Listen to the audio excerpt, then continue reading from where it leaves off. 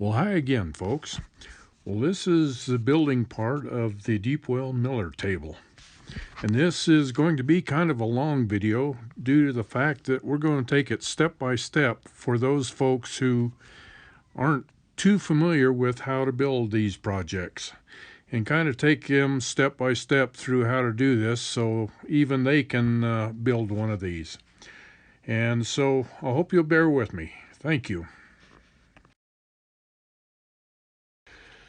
Well, this project will require two different size boards for the base unit.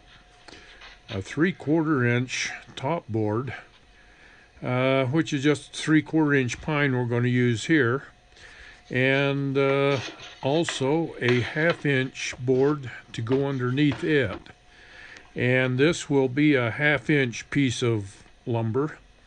I'm going to use some just cedar here for this one. Then you'll need a couple of side rails, and I generally make these out of 1/2 inch lumber there to make them lighter. And also for a header board, a couple of pieces of 3/4 inch pine.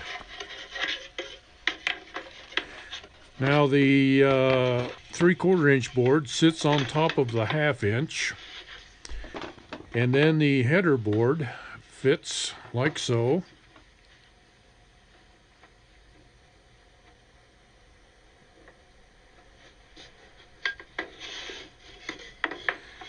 And your sideboards go up like this. Then you put your water bar in.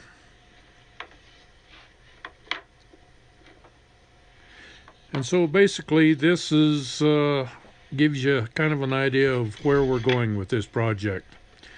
As you can see, it's not terribly complicated and requires just a few different parts on it.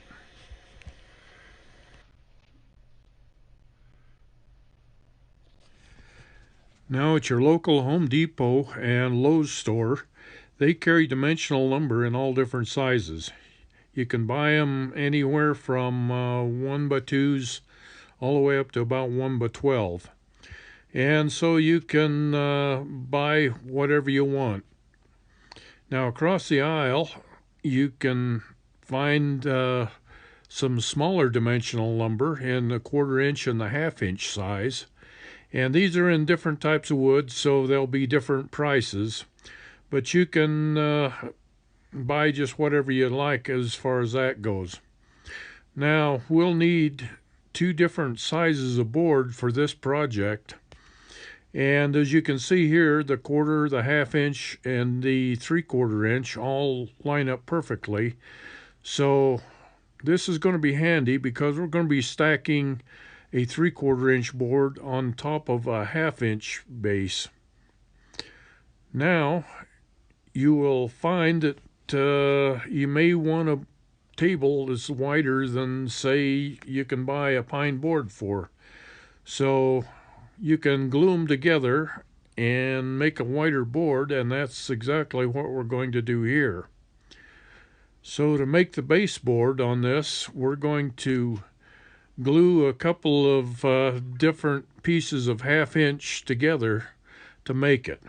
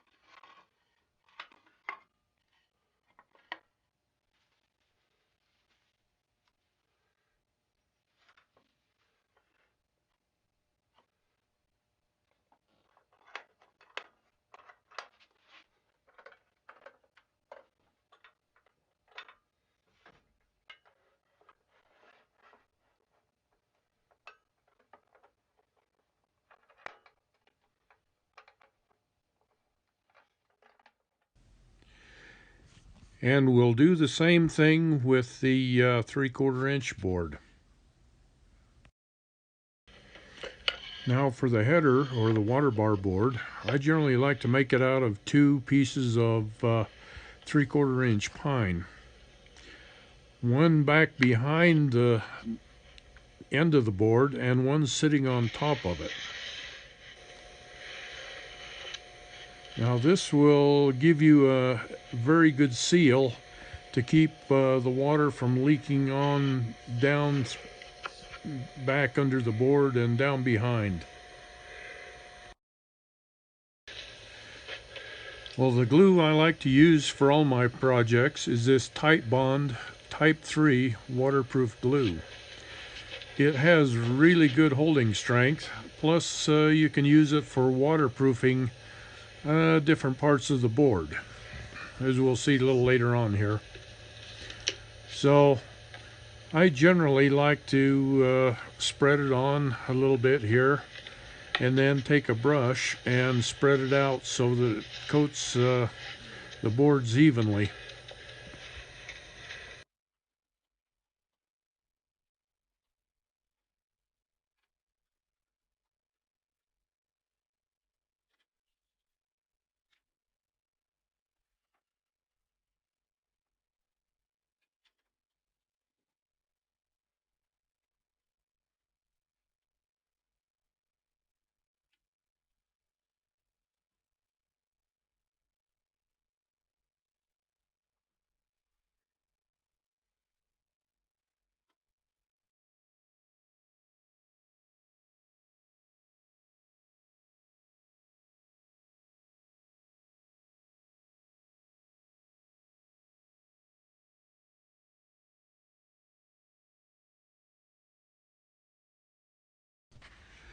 One of the things that I like to do is cut a 45-degree angle on the top board.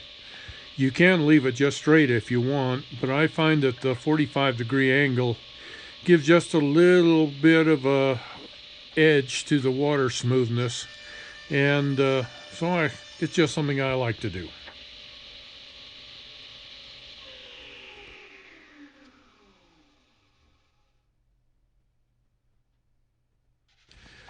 I like to take a little 150 grit sandpaper and just kind of round that upper edge off so that it's a little smoother transition. So when the water flows up and over it, it's a little smoother.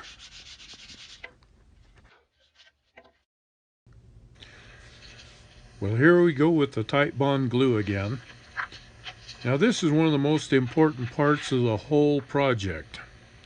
This is going to waterproof the top board so that you don't have any problems with water leaking through and causing the board to swell or to warp or whatever.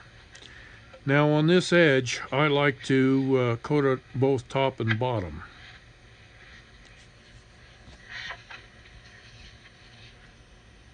Now we're going to coat the whole top and edges of this top board with the Titebond glue. This will give us a hard waterproof surface that's kind of like a plastic coating on there, which will prevent the water from soaking in.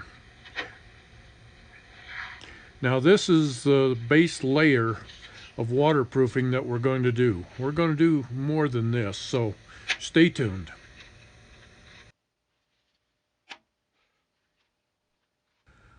Well, after the glue dries, you'll notice that it has kind of a translucent look to it.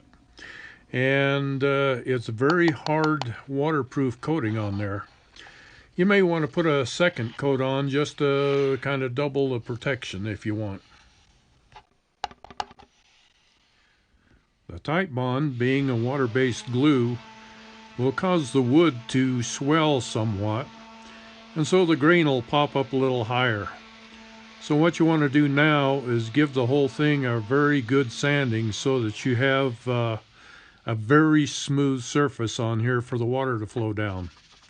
And be sure you get this end of it too.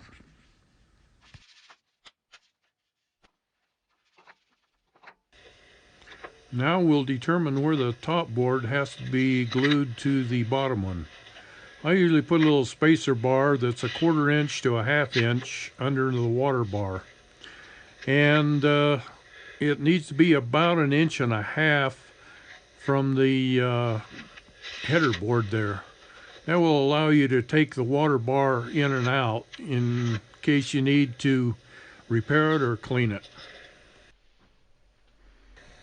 Yep, here's our old friend Titebond again.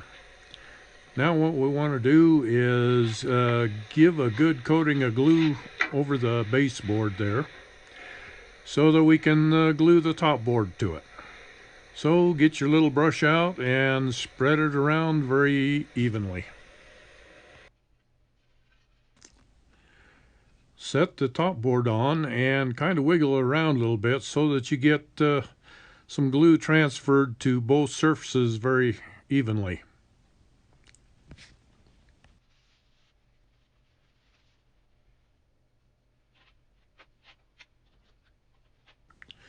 Be sure you get this leading edge clamped down very tightly.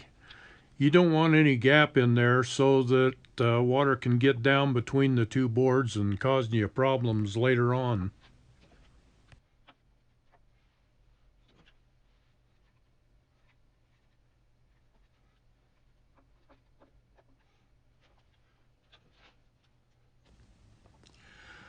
I like to give this whole well area a real good coating of Titebond. And this will make sure that you don't have any water leakage problems.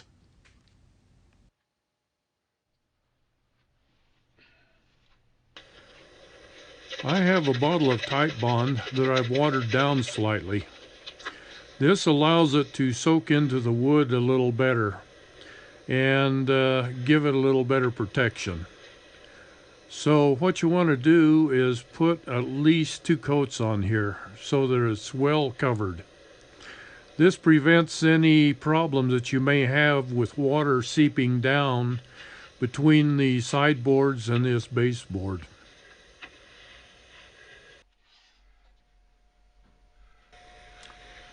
Well, if you want to go to the work of putting in a gold vial bottle, then now's the time to be doing it. I usually like to measure down about 1.5 inches from the top edge of the top board there.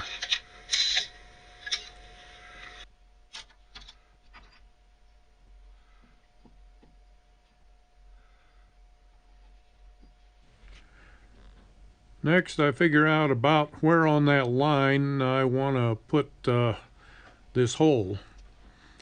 I have a 1 7/8 inch Forstner bit that I'm going to use for drilling the hole on the back on there.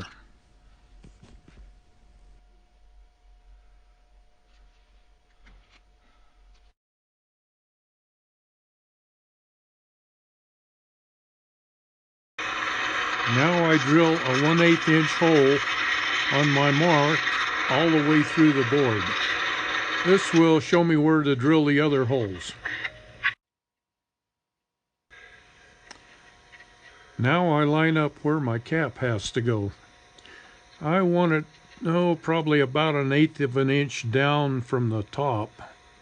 So I measure the top and the bottom where it's got to go.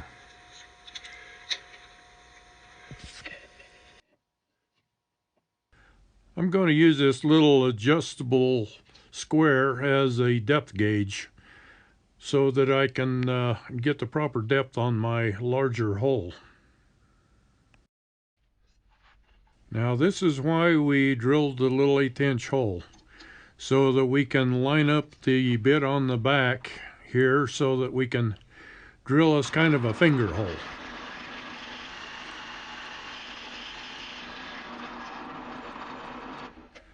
Now we use our little depth gauge to see if we are at the proper depth. We're not, we got to go a little deeper, so we'll take her down a little more.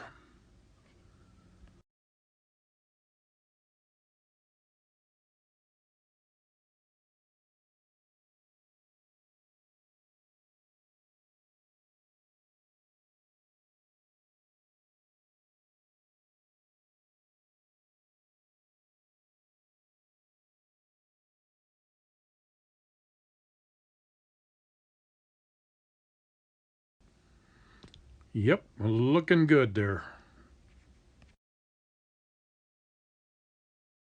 Now we'll drill a 5/8 inch hole for the cap. This also is kind of like we did with the previous finger hole. You just drill a little bit, measure, and then drill a little bit more till you finally get it down to where the cap will just barely fit in.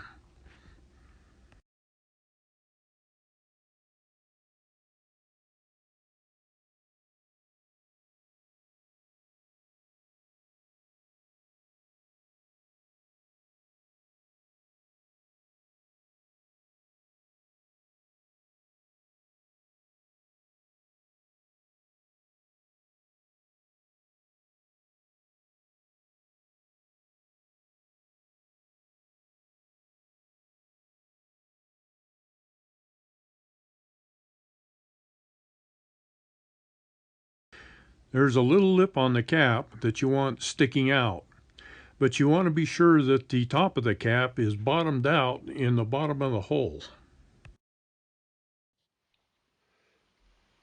With these new caps, there's a plastic liner inside that you have to remove. You can take a little screwdriver or something and dig it out.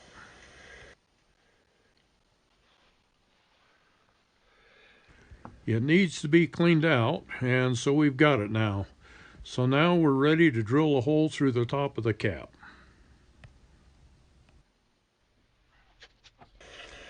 Well, I usually stick the cap inside the hole and then cut a little block of wood to go behind it. And then put a piece of tape over it to hold it in position.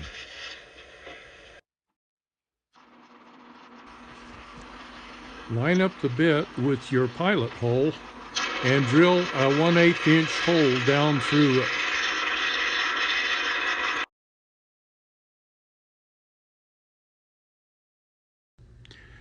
Now you'll want to drill about a 1/4 inch hole to enlarge it. I use a stepper bit for that, and you can pick one of these up at like Harbor Freight or something cheap, or just use a 1/4 inch drill.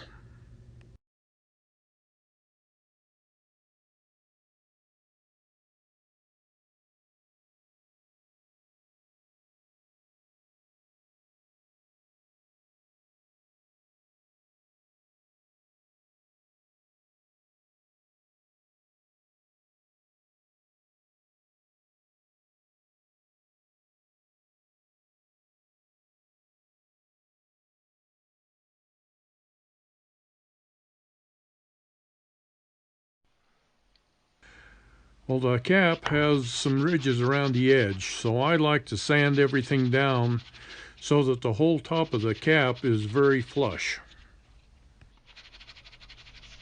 Yep, here we go again with the good old watered down Titebond. You want to make sure you get this soaked in and coated very good with at least 2 coats.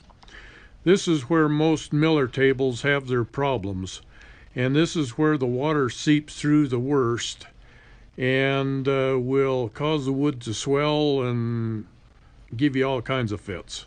So be sure you get at least 2 coats in here. Well, when the glue dries, you'll probably find that it's swelled the wood and that you won't be able to get the bottle cap in. So you may have to do a little re-drilling on the holes there to enlarge them to where you can get it in again.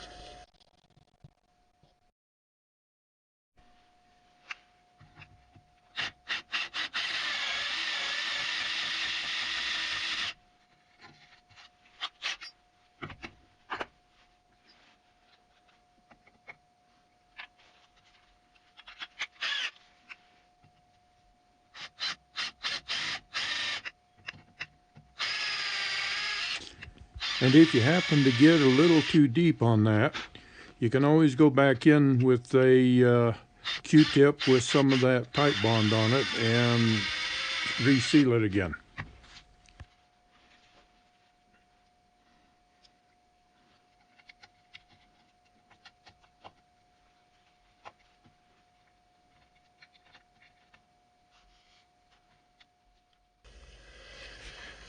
Now flip the board over and take some more of the watered down tight bond and a Q-tip and work the glue in to the vial hole from the top.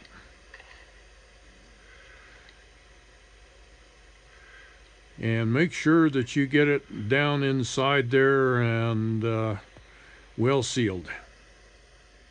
If you want a kind of a tapered edge around the hole, well, there's a number of different bits that you can use to accomplish that fact. And there's quite a number of them, so you can just work it to where you get it to the shape you want. And when you're through, be sure you use the glue again. Give it at least 2-3 good coats on it.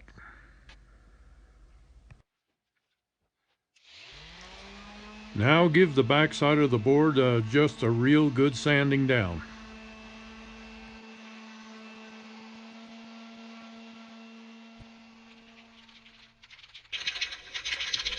Next, I kind of mask off the vial hole and take some Helmsman spar varnish and give it about 3 or 4 really good coats. And yeah, I want to make sure this is well sealed.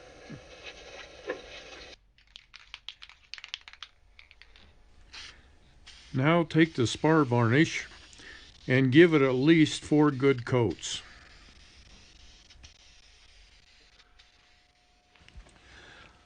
I mask off the top of the board and then give the well area along with the ramp 4 good coats of the spar varnish as well.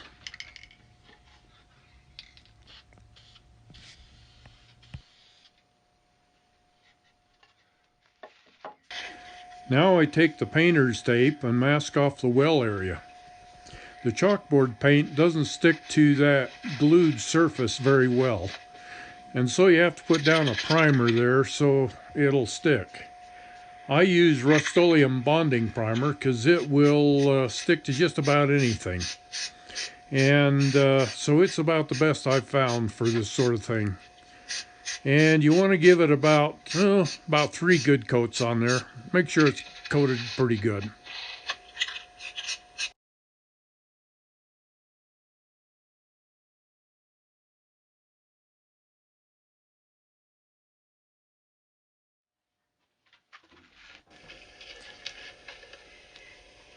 So now you want to mask off the back of it there along the edges so you don't get any overspray on it. And be sure you give the edges at least 3 or 4 good coats as well.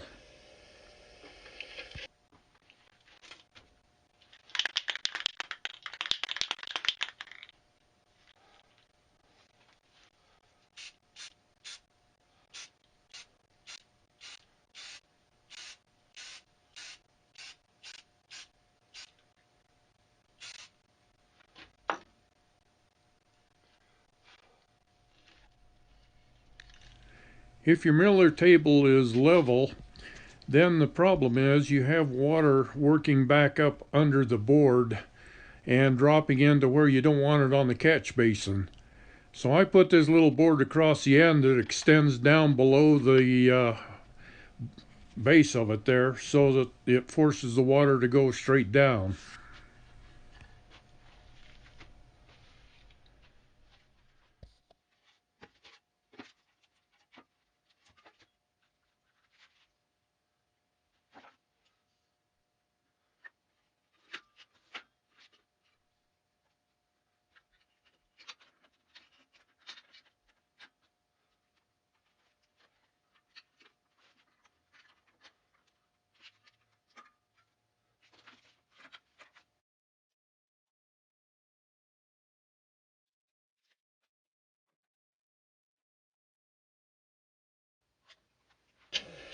Okay, on the header board, we're going to have to find the center of it here.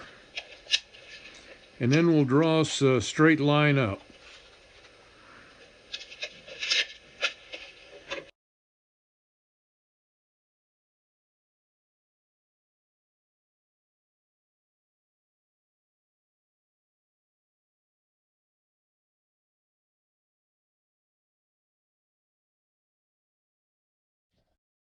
I put a spacer bar in that's the thickness of the amount of space I want underneath the water bar. Now I have a little cap with a screw in it, and so this lets me mark the hole, where to drill a hole for this. And there's about where it needs to go.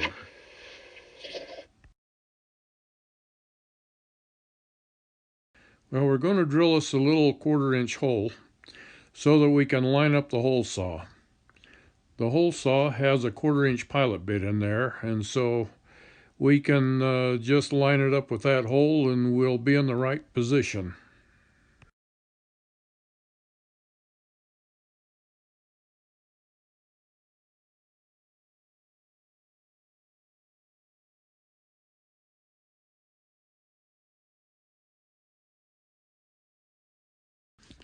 Now just have to adjust the drill stop so we don't drill too deeply.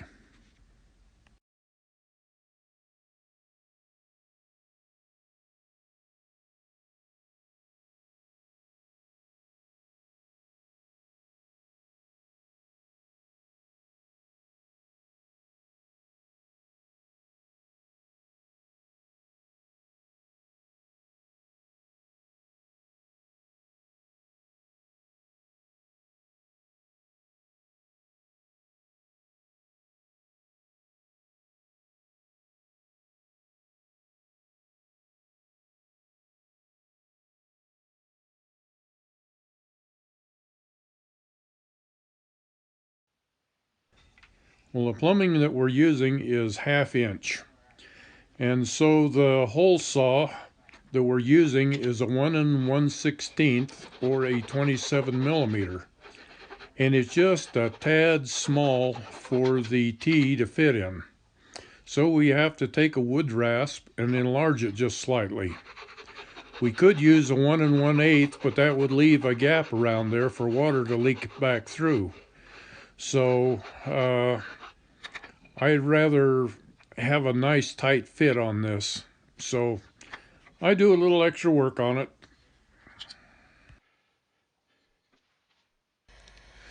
Well, I decided I wanted the sideboards and the headboard just a little bit darker. So I'm going to give them a couple of coats of this teak oil stain, and that'll darken them down just a bit.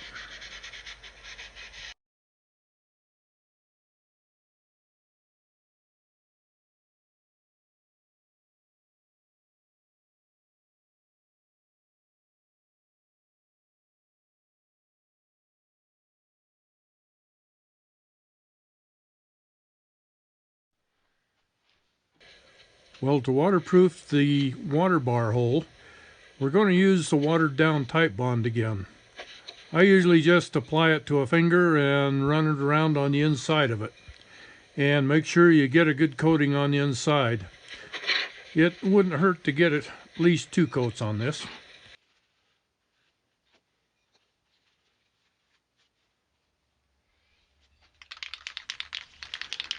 On the headboard and the side rails and the back of the baseboard, I usually like to use Minwax Helmsman's Spar Varnish. And I usually like to give it at least 4 coats on this. And that will give it some real good protection and keep it waterproofed. Be sure to get the end grain on these boards coated very well. This is an especially absorbent area on these boards, and so you want to make sure it's very well sealed.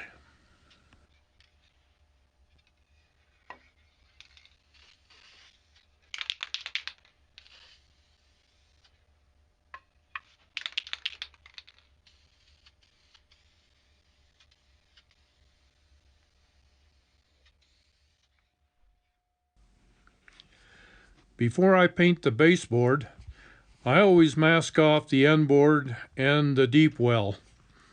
And I use just regular painter's tape for this because it does a good job and it doesn't leave a residue on the wood and is easy to take off again. So be sure you get a good seal on the very edges of it so the paint doesn't leak down underneath it.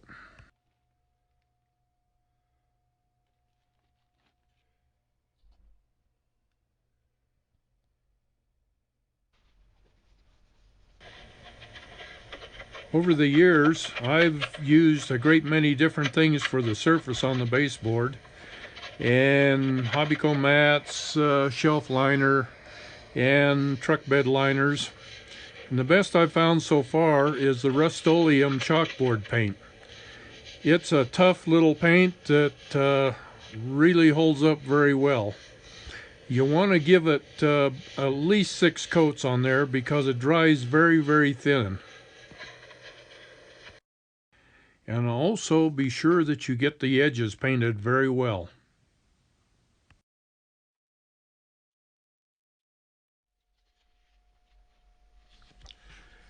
After about 30 minutes, you can apply another coat of paint on this.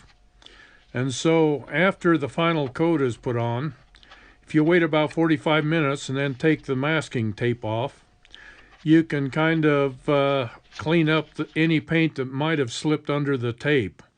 It will still be just kind of in a soft state at this time and will come off rather easily.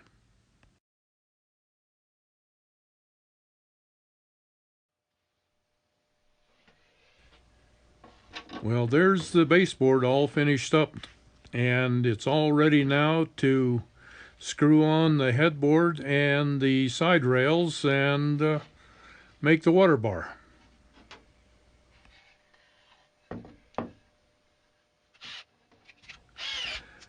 To mount the headboard, I usually clamp it solidly to the baseboard, and then I take and drill pilot holes for the screws and screw it firmly to the baseboard.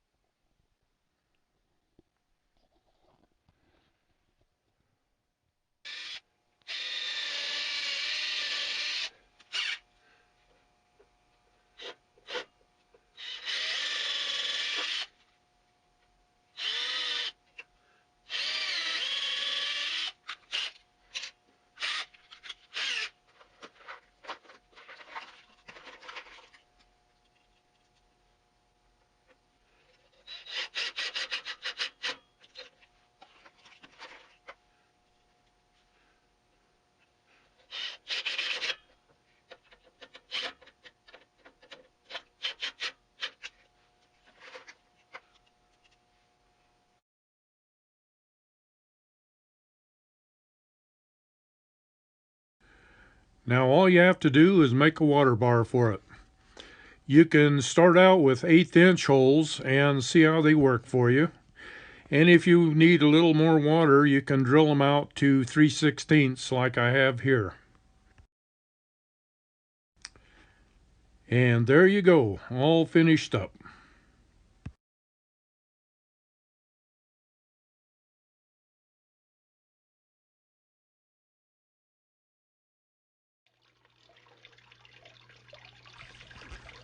I have made a separate video that you can look up showing the operation of this. But here's a couple of quick clips that shows you kind of what we've been catching with this. One thing to notice is just how smooth the water flow is on this. This is really a nice table as far as that goes, and probably the smoothest that I've ever run.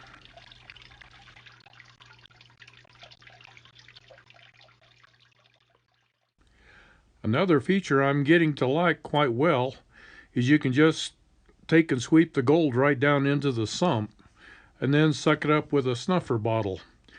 Then if you get black sand in there, you can put it back out onto the table and clean it up and sweep it into the vial hole.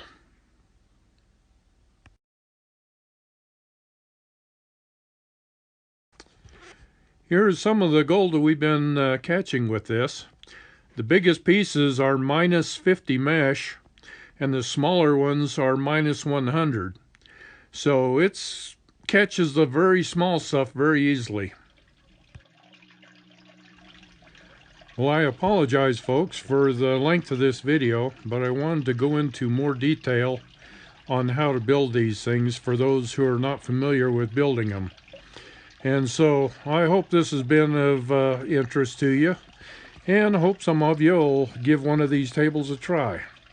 So, as always, thank you very much for stopping by and watching, and I hope you have a good day. Bye now.